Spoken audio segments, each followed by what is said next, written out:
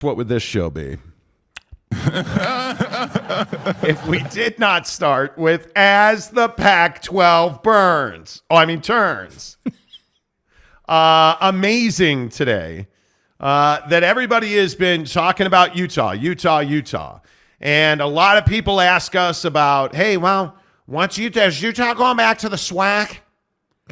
And so we thought today we would get into the value of the Utah Utes and the University of Utah to the Big 12, and just on the macro, on the large view, does Utah get enough respect? No, I don't think they get enough respect overall. I mean, I think the Utes do a really poor job of marketing themselves. I think overall, like, if you are not familiar with Utah, like if you don't live in the Western U.S., I don't think you're that familiar with Utah. I think you may have seen them in the Rose Bowl last year against Penn State, but other than that, like, I don't think that you're familiar on a weekly basis, week in and week out, with their program. You don't know who Brant Keithy is.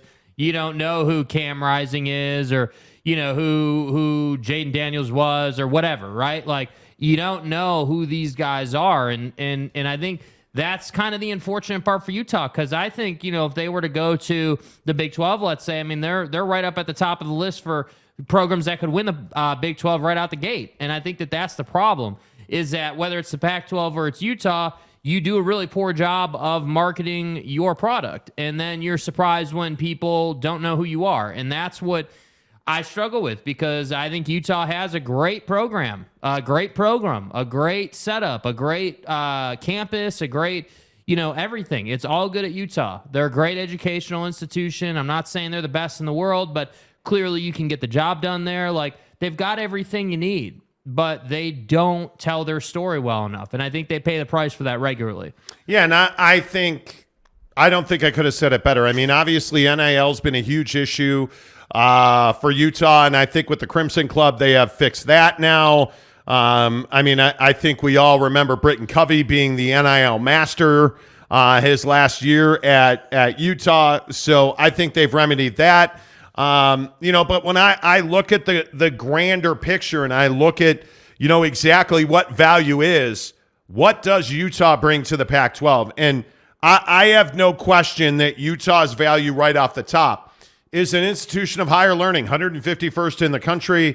They go into the Big 12 as the fourth team, or as the fourth university academically. They're an AAU institution. Like, there's a lot to like about doing business with the University of Utah. I think you look at their athletics, certainly what Witt and the football program have done over the last decade, you know, growing and expanding into Pac-12 dominance, now back-to-back Pac-12 championships, back-to-back Rose Bowl appearances. You know, you're obviously a dominant football presence, but to your point about marketing, does it matter if you're the best coach in the Pac-12 and nobody knows it? No. That's the biggest question, because we talk about it all the time on this show. Kyle Whittingham is the best coach in the Pac-12. Keep it real. I don't even know that it's a conversation.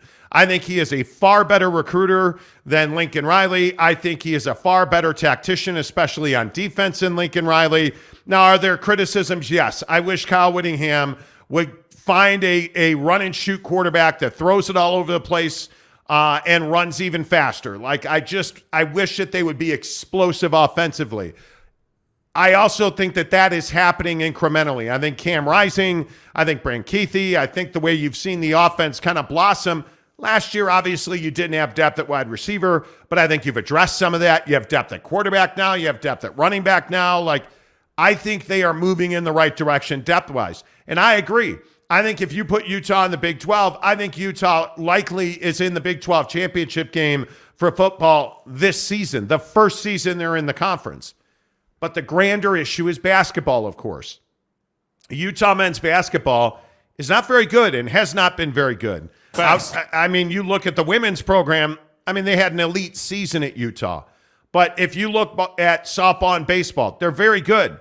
You look at, you know, all of the different athletic programs at Utah, Red Rocks, you name it, they're really solid. The one weakness in the athletic arsenal is the men's basketball program, Jake. And I think right now, with where the Big 12 is at, I think that's the only talking point you have. Yeah, and I think that, you know, you if you're Utah, like, you got to find a way to get better. I mean, I think even, you know, if you set the Big 12 thing aside, you have to get better in basketball. There's just no, you know, doubt about that. I think monetizing basketball is now at the forefront of basically every program in the country. I mean, everybody who matters, right? Like whether it's Houston, Alabama, anybody in the Big 12, like you look at what Gonzaga's trying to do with the Big 12. I mean, you look at all these different situations and what do we find? We find that basketball is on the forefront. And it's not to say that football isn't carrying the mail and making the money for everybody, but it is to say that, hey, if we can make an extra, 20 a year or whatever the number is for these different programs, like we're going to make that money. And I think, until people really get a grip on how to make money besides their TV deal, basketball is going to continue to be of massive importance because it's a secondary revenue stream. And that's where I think, again, Utah, like if you ask somebody, seriously, like if you ask someone who lives in Texas, let's say, I mean, they could give a damn about Utah men's basketball because there's nothing, like, with all due respect, there's nothing to care about there right now. Like, you're not relevant. You're putting on the shorts, you're shooting the ball, and nobody cares. And it's really sad because I feel like if you had a strong basketball program, you would be in kind of a different position as far as the Big 12 is concerned. I feel like we wouldn't be hearing, man, Utah's not real big on the Big 12 right now. They're not real excited about it. And sometimes I do wonder, is that because of basketball? Is that because your basketball program is definitely not up to par in the Big 12? Well, I also wonder what the disconnect is on basketball because it is shocking that a program with the recent history even that Utah has, that they're not better. I mean, you look at the Keith Van Horns, the Rick Majerus's, that's not a lifetime ago. That's not in the 70s or 80s. Like you have recent history of success, and it's shocking that has gone away. And I think when you look at the conversations and you look at the talking points on Utah, they're irrelevant. They're arrogant. I could not disagree with that more. And I would love to hear from you in the comments section around the Big 12. Like, what are your thoughts, truly? And let's try to be a little higher brow today. Can we leave some of the hyperbole, the Utah sucks, and can we leave that stuff in the background today?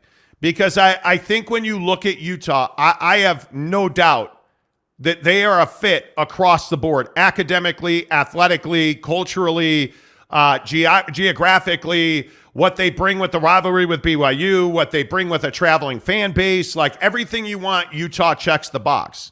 So I'm curious what your thoughts are. First one in today is Meat Rocket 304. Meat Rockets in flight, afternoon delights. Preach it, Monty. Rocket, well good done. to see you. Way to start us off. Truck Stop Gumby says first to hit the like button today. Let's go. Dang, we've already Meat Rocket was slacking. In the first 10 minutes, we've already had 500 people watch the show, yet we only have 26 likes. So hit the like button. That really helps the channel grow. Thank you for that, as always. What's up, Zach Slater? Saul Goodman. Yes, Saul, as the pack turns. Mark Hale says fifth, not even on the podium. You're fifth in. I mean, Mark, you got to be better. Yeah, I mean, be better, dude. I mean, you really need to look at your game plan and see where your program can develop, and see where you can play at a higher level, man. Okay, but Monty Rand says good luck today, Monty. Thank you. Thank you. Yeah, it's all luck. Truck Stop Gumby. Another beautiful day as the trash burns in the encampment conference. The encampment. Bro. No, I'm not doing it. I am not doing it. Saul Goodman says Brett Yeezy cheesin'. Okay. Mark Hales, I went to BYU, so they are my team. I used to follow the Seahawks, but not so much anymore. Okay, I appreciate that. Lopes fan Gabe says like button. Yes, please do. That's amazing. C. Kaufman says Utah football is valuable. Basketball, not so much. That can change in time. That can change in a hurry. I think with the transfer portal and the business being done in the transfer portal, I absolutely think that quick turnarounds in college basketball are not only possible, we're seeing them happen. Yes. So I think there's no doubt. There's no doubt. But certainly it's more competitive than it used to be, as far as trying to get recruits and stuff. I think, the days of, hey, this top recruit went to this program because they were making a ton of money are happening. So you're getting, maybe 10, 15 years ago, Bronny James would be Ohio State all day and there wouldn't even be a question about it. But now that you have NIL and dad's in LA and everything kind of points to SC, he went to SC. I think times have changed. I don't think it's just as easy as, what's the closest score, the most comfortable fit. I think for a lot of these guys are talents that you would get to come to your basketball program and make a difference. You're going to have to go all over the country to do that. So you're competing with Blue Bloods. You're competing with programs that, frankly, are just more relevant than you, that are bigger in stature than you. But this is the problem with Utah struggling and lagging behind in NIL. Yeah. And I think we're starting to see that with BYU now as well. Like, I mean, you have to have collectives that actually do something. And I think Crimson Club is doing that now at Utah. People like Coup Connect. Like Coup Connect is probably the example. I mean, $10 a month and you can support BYU athletics and you can support specific players and you get one-off content, special videos. Yes. Like that's the stuff that you have to do now. And I think the problem is that Utah is so far behind the curve. It's just so far behind the curve. Yeah. I don't even know how that's what's going to take years for Utah to catch up. I mean, there's no doubt about it. The big Lubbock on being competitive in football and basketball, and my fear with Utah, will that competitive football be there when Witt retires? Well, I mean, certainly there's going to be a transition to whoever is next. I mean, I again, Witt is one of those classic cases where you don't want to be the guy that replaces Witt. You want to be the guy that replaces the guy that replaces Witt. And I think, Utah, again, I just think that's something to consider. Does Witt want to go through the whole Big 12 thing? If the Big 12 thing even is going to happen. I mean, we're talking about it like it's happening. I mean, there's nothing to suggest it is. But I think, retirement is on the horizon for Witt, and I think it's just a matter of how long does Dude want to keep doing what Dude does. It's a conversation everybody faces, and I think Utah fan needs to be okay with the fact that, hey, after this year, anything after this year, in my opinion, is gravy. Because the only reason, in my opinion, that coming back for this coming season was an easy decision is because your boys are coming back. Yes. You got your guys. Correct. And so you're not going to have to do some crazy coaching job to be good. And so after this year, no matter what happens, I think then we can talk about the Witt retirement thing. Yeah, I think that, Kyle Whittingham retiring is terrifying. I mean, I'm happy to have that conversation. Like, again, I will say what I said 15 minutes ago. He's the best coach in the Pac-12. Yeah. That's not a conversation. Kyle Whittingham is the best coach in the Pac-12. And I'll fight you for it. And you put him in the Big 12. Tell me a football coach that's a better coach than Kyle Whittingham. And I'm not talking about like Nick Saban, and I think Saban's clearly the benchmark. I don't think there's any doubt about that. What about Sonny at TCU? I think Sonny Dykes needs to repeat what he just did. I agree with that. Because Kyle's done that. I think Kyle has done that. And again, if we were talking about the best coach in college football, that's a different discussion. Yeah. Like you're talking about the Kirby Smarts, the Nick Sabans, roll Tide. I don't know about Ryan Day. No? I don't think so. I think he's in the secondary cut? No, I would agree. Where's the Roll Tide drop? Oh, I apologize. I've only said it like 71. You have not hey, said it. It's not like we're talking about Nick Saban in Alabama. Roll Tide! You know what I mean? Nick Saban is a better man than you are. I don't doubt that, ma'am. But the dynasty is not over. I'm just saying, you seem angry. How dare you? I know. Kiss my butt! I know. Do you guys know who that is? Hey, cow turd. She is... That's the bottom line. Dude. Phyllis from Mulga. Kiss my butt! She is one of the best callers ever on the Paul Feinbaum show. Yeah. And Phyllis from Mulga passed away today. Mm-hmm. And if you have not seen it, it's on my Twitter feed. Go and watch it. The Monty Show. Monty, The Monty Show. It is pure gold. The dynasty is not over. That is Phyllis just raging You're out of your freaking mind. at Cow Turd. Roll Tide! Because he talked about how the Alabama dynasty was over. Nick Saban is a better man than you are. She's phenomenal. Hey, cow turd. And I am so lucky that I've heard her calls live. Oh, man, dude. Because she is a monster. It's amazing. Yeah. She's Go one of find that. It is awesome. She is one of the best sports talk radio callers ever. Roll Tide! Ever. Gary says that Tide ain't rolling no mo. How dare you? Saul Goodman, Coach Saban drop. Nick Saban is a better man than you are. Wow. Simon says the sad reality for Witt is because he's teetering on retirement. He's teetering on retirement. I don't know about that. The guy is like 60 years old, but he's like 36.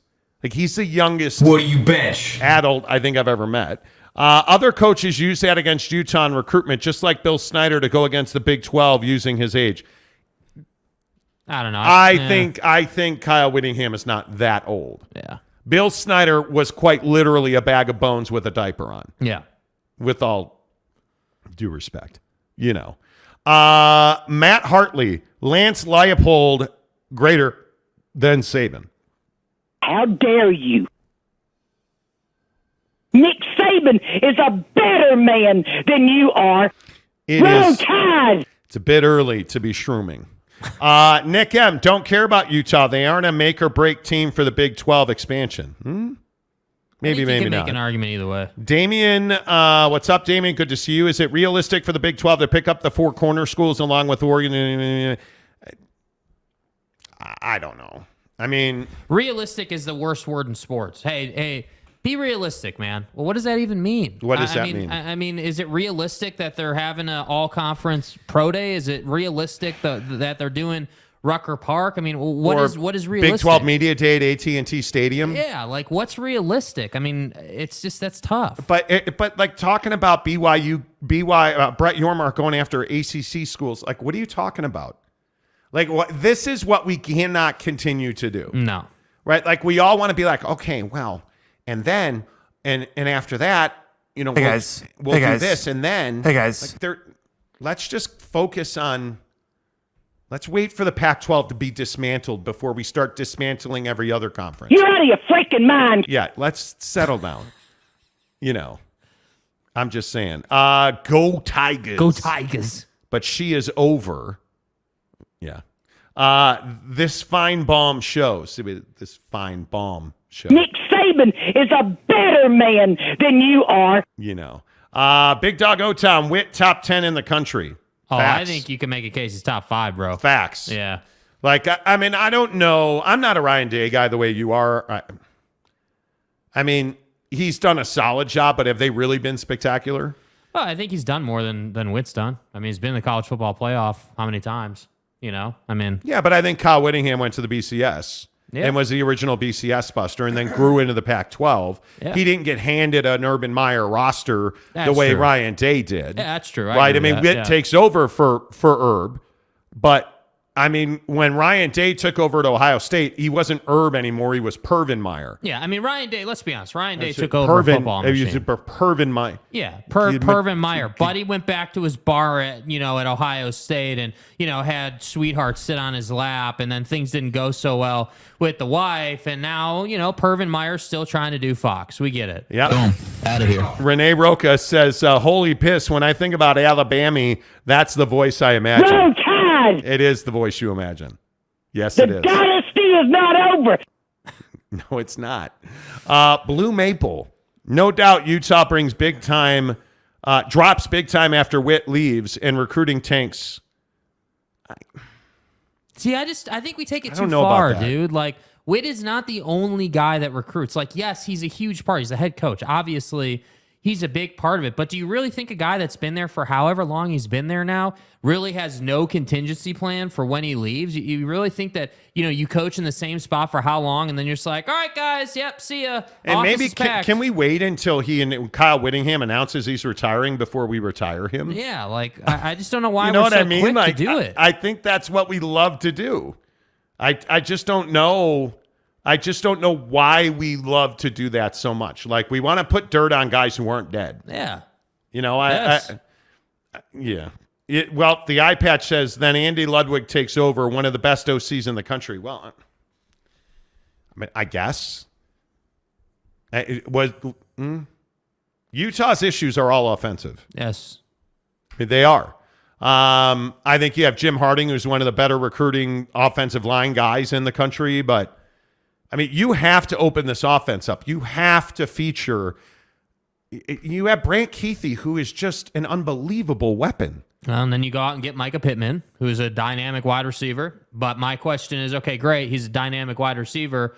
What's that look like in the Utah system? Because last time I checked, it's not exactly an explosive offense. So, you know, I like that's what I wonder about. It's a good point. Corey Belt, U fans still think media deals and realignment are about wins and losses. That's why the Conference of Champions is in this situation. Well, I actually don't believe that Utah fans think it's wins and losses. I think Utah fans view the Big 12 and who cares what Utah fans think? If we're being really honest, fans don't decide who goes where, right? So I think when you look at the decision makers, I think it's more about academics than anything, especially at Utah. You know, and having spoken to people very high up at Utah, my feeling is that they have no desire to leave the Pac-12. And it's not like they're like, if we could get into the Big Ten, we'd talk about this. But it's not what it is for them. That is not at all what it is for them. I think it is they like their fit. I think they like the conference. I think they like their conference. Understand that it would be far more convenient. It would be, I mean, are you going to prosper in the Pac-12? Probably not. Right. But I don't know that they care about that as long as Stanford and Cal don't leave the conference. Yeah, I agree. And not to say that Oregon and Washington are slouches, because they're not. But I don't think it's about wins and losses for anybody at Utah. Their resume as an athletic department is not in Mark Harlan has crushed people's souls. I mean, you look at everything that's going on. I mean, the softball, baseball program, again, are having really strong springs. You know, I happen to know that the softball team won today. They're on to the semis in the Pac-12 tournament in Tucson, Arizona. God, Tucson. Man, Tucson's miserable. All due respect. The athletic program is doing quite well. Yeah, it's fine. Outside of men's basketball. That has been their Achilles heel. Yeah. Matt Hartley, a member of the program, says Bill Snyder got good teams at K-State even when he looked like a corpse. Bill Snyder knew how to coach, right? I mean, he knew how to coach. Callahan, what's up, my guy? Bill Snyder is the best GD college football coach there ever was. Nick Saban is a better man than you are. You know. CKS says, yes, but many here think 63 is older than dirt. Many where? You know, that could be. Yes, CKS, where are you? The eye patch says, I'm changing my name to Phyllis from Mulga. Kiss my butt. She's earned it. You deserve it. She's earned it. Rick Olson, Lanning called KW his mentor. Yeah. Phenomenal. Big Daddy Magic, Victor is the way. Damn, bro. I thought. Victor's the way. Thank you. Whittingham's the best coach in college. He on Mount Rushmore, Big Daddy Goat. Victor's the way. Okay. You know. Let's see. Jeff Sudbeck. Why all the disrespect insults about Bill Snyder's age? Bill Snyder is old. Yeah. Like, are we really? I don't think anybody's insulting him. I don't think anybody. I mean, Jake's the in-house slander king. Yeah. You know. Hey, look at Buddy, dude. He's shriveled, man. He's 83 years old. The guy's been around. Homie is 83 years old. Yeah, dude. Granted, he's retired. He's not the head coach, obviously. Yeah. But he's 83 years old. Yeah. What's the problem? That's What's even the problem? You know. Nick M. I'm so past people pining for and over Utah. Good football coach doesn't move the needle in other sports. Doesn't move the needle in other sports.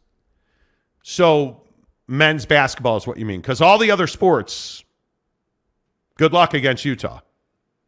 Because they're very good. They're very competitive across the board pretty much. Yeah. What do you mean in other sports? Because that's not accurate. Moi pound. Moo Pac-12 is still, I don't know. Pac-12 is still better than Big 12, even without USC and UCLA. Bro, what are you talking about, man? No, we mean like the conferences, the Pac-12 conference. You know. Mr. Monkey says your mark makes anything realistic inarguable. He does. I think I would agree with that. Tanner Plummer. Hey, guys. I won't be able to watch the show today because I'm driving to Jackson Hole. But just wanted to wish everyone have a good day. Filling in for somebody. That's too bad because you're missing another way to qualify then in 3 minutes for the RSL NYFC match. Urban to ATM when they fire Jimbo after this year. Does Urban Meyer coach again? Do you guys believe that Urban Meyer gets back in? I think he's over it now, man. You tried the NFL, you tried this, you tried that. Like it's just. Is he over it or is it over him? Oh, I think it's over him, but I think he's come to accept it now. I think he understands that he burned that bridge. He's come to accept it. I mean, I don't know. I guess for me with Urban Meyer, if he's come to accept it, my guess is that he somehow, some way found a higher level of mental clarity. So I'm only guessing that he got a buckshot from Bucked Up. That's right. He got a buckshot from Bucked Up, right? The other way. Thank you. The buckshot. Let's go. Shake it up. Let's go. Shake Long-lasting, clean energy. You know, on the show every day at 3:30, we drink a buckshot. Cheers, mother. Get out. You don't even want to cheers me now? Whatever. Here we go. Bottoms up, boys. Okay, bye. Hit it. Love that watermelon. The thing that I love about this, in about 5 minutes, I'm going to get mental clarity. I'm going to get a lift. Like, it's really good. And I think that's the thing that I would encourage you to do. And again, don't take my word for it. You know, on this show, we are huge believers in hooking you guys up. That's why, as you see on the screen, you get 6 free buckshots. All you have to do is, in the description below, click the link that says free buckshot samples. Click it. They'll send it right to your door for free. Yeah. Any 6 that you want. I would tell you right now, you guys, by far the watermelon's where it's at. I'm for real. I love the watermelon. Yes. The red Raz isn't bad. The blood Raz, rather. The blue Raz isn't bad, but none of them are, I mean, they're all good. Watermelon's next level. Yes. I'm a huge fan of the watermelon buckshot. I'm a huge fan of Bucked Up. And if you need supplements, if you need protein, I love their collagen peptides. Use promo code Monty to get 20% off at buckedup.com. I'm telling you, man, the energy drinks, the free samples, like, they just want you to succeed. Yes. They're a great local company. They're entrepreneurs. They work hard. They built an empire. At buckedup.com, click the link below to get free buckshot samples. Let's see. Jansen says, maybe it's because I'm not even 21 yet, but I'm here. When I hear Alabama, I think 110-yard return on the Iron Bowl. Damn right you do. Nick Saban is a better man than you are. Roll Tide! But that was Auburn taking it back on Alabama. Mm-hmm. The dynasty is not over. Mm-hmm. Like, that's one of the greatest plays in college football history. Nick Saban's face when that happened was incredible. Absolutely incredible. It is one of, I mean, am I right? Like, that is one of the yeah. greatest plays in college football history. Yeah, I mean, I think that was one of the first times that Alabama really, you felt like, okay, man, like, wow, they beat Alabama. They're man. vulnerable. Like, holy cow, Alabama got beat? Like, what happened? So now I'm saying, Corey Belt, how are you? Look at Shams tweeted. Boy, people are pissed about DeAndre Ayton. People are really embarrassing. And obviously, we'll talk NBA coming up in about 90 minutes. Boom. Out of here. DeAndre Ayton will not play today. Coward. Will not. He's out. He has a, quote, rib contusion. Yeah, maybe him and Rudy Gobert can hang out. And people are just so pissed Yeah. that he is sitting this game out. You'll want to be here for that conversation. Ooh, that's going to be ugly. It is truly going to be ugly. U of U on Apple TV network. If a tree falls in the forest, there's no one around to hear it. Does it make a sound? I'm telling you, Apple TV is a non-starter in the Pac-12. I've heard it repeatedly. That schools do not want an all streaming deal. Yeah. And again, I will just continue to say that ESPN is not done. This is the number one question I've gotten the last few days is ESPN out? Dennis Dodd said ESPN was out. Dennis Dodd did not say ESPN was out. Dennis Dodd said what we've been reporting for several months. ESPN is no longer bidding on Tier 1. And we clarified that this week because we got new information from our sources. And ESPN is not out in any way, shape, or form. They're simply not willing to surpass $90 million, we've been told. So they'll pay the Pac-12 $90 million a year. Now, you guys want to give us your Tier 1 game? Sure, $90 million. You want to give us your Tier 3 game? Sure. But we're going to need 2 games, and then we'll give you $90 million. Yeah. It's just a matter of, hey, here's our $90 million. What are you willing to give us? Yep. But I have been told repeatedly that the Arizona schools, Colorado, Washington, like, they're not on board with streaming, 100% streaming. They're not. Oregon, Washington, Arizona State, like, there's a large swath of this conference that's not okay with that. And again, we've also reported that, 7 of the 10 Pac-12 members have said, hey, we really want ESPN to be our Tier 1 partner. And I think that's why this is taking a longer time than people want. Mm-hmm. Because $90 million a year, that's $9 million per school for just your linear TV. Yeah. That's a tough pill to swallow. And I think you're going to have a very difficult time because, again, I also don't know, I don't know who your stream partner is going to be. We've talked about this as well ad nauseum that, our sources have said that Amazon is no longer in the running for any Pac-12 content. And then mysteriously, Andrew Marchand at the New York Post, what did he report yesterday? Amazon's no longer in the running for Pac-12 content. Oh. Yeah, but we don't have sources. We get it. We get it. We're the hacks on YouTube. It's probably different than what you're thinking, though. We're just the hacks on YouTube, bro. Right. We sources. Yeah. Trust me, bro. Yeah. But hey, all I can say is I think this is taking a long time because they're going to have to be very creative with it. Yeah. That's the bottom line. I don't see how that. I don't know how you fix it.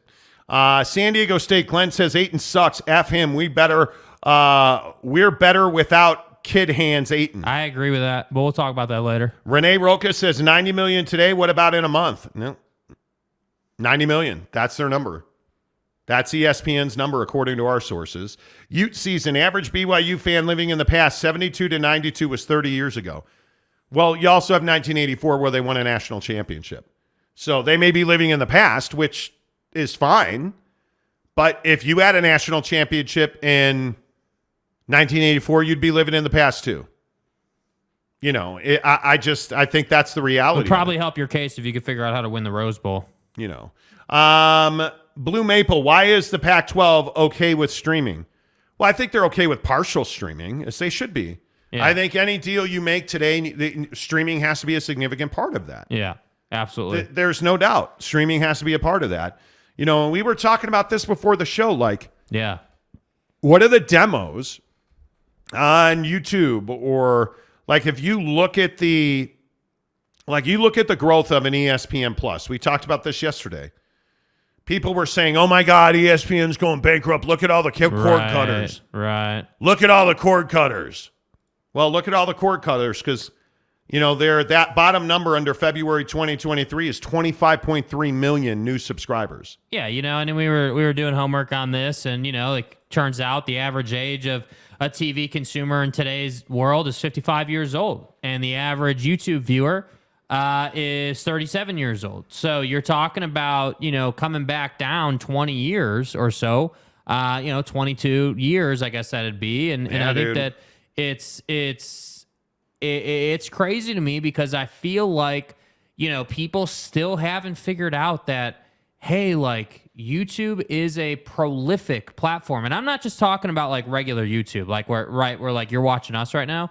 I like this part of it, but YouTube TV as well. Like YouTube has gone from like the article I was reading, talked about how YouTube over the last 5 years has changed its reputation from being, cat videos and random fail videos to now being a home for live streaming and and all this different stuff, how-to videos. And there's a million different things on YouTube. But the point is that YouTube is now a hub for video content. So basically, the problem is that people don't yet understand. And when I say people, I mean like TV industry people who grew up, and have spent 30 years in the TV world. They have no idea about stream or about YouTube or about Apple TV or about any of this stuff that's not linear TV. And I think that's the struggle. And furthermore, I would say, based on the information we have and some of the conversations we've had, I think there's negative sentiment towards streaming as well. Like, hey, we would never do an all streaming deal. That would never happen. Well, in fact, that would be bad for our conference.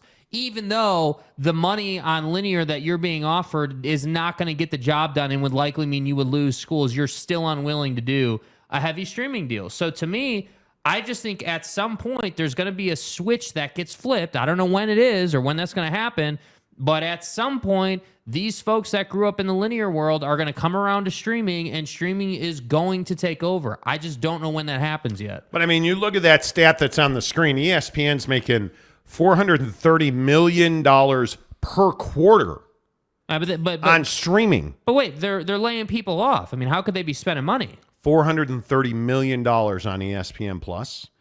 And as a company, Disney makes $5 billion a quarter on streaming fees. A quarter, not a year. I said $5 billion a quarter.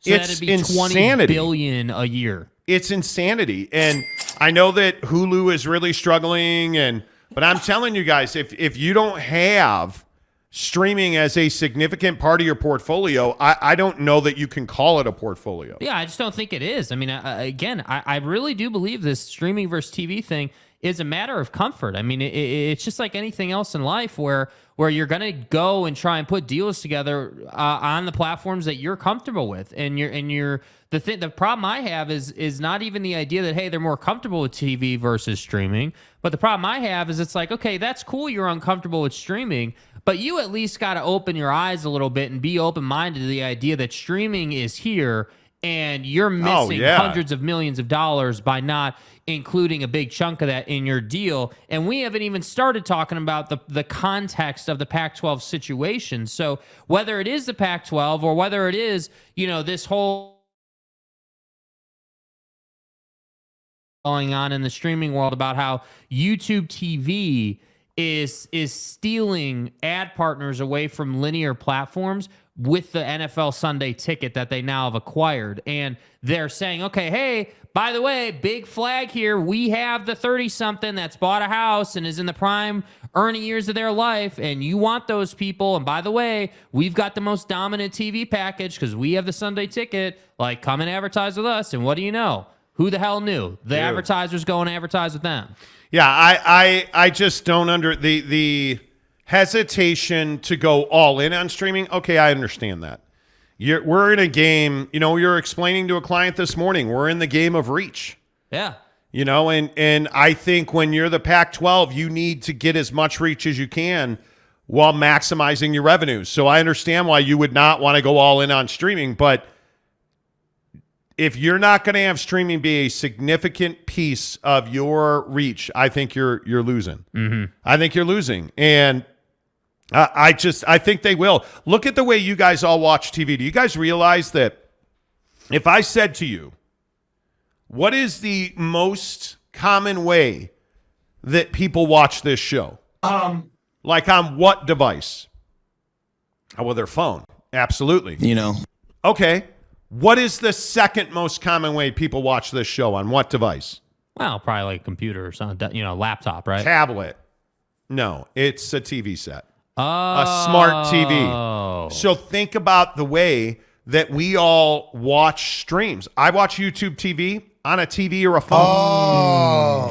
I cannot tell you the last time I watched something live streaming on a computer. Bro, it's not called YouTube Computer. It's called YouTube TV for a reason. Yeah, I just think it is. I'm baffled by it.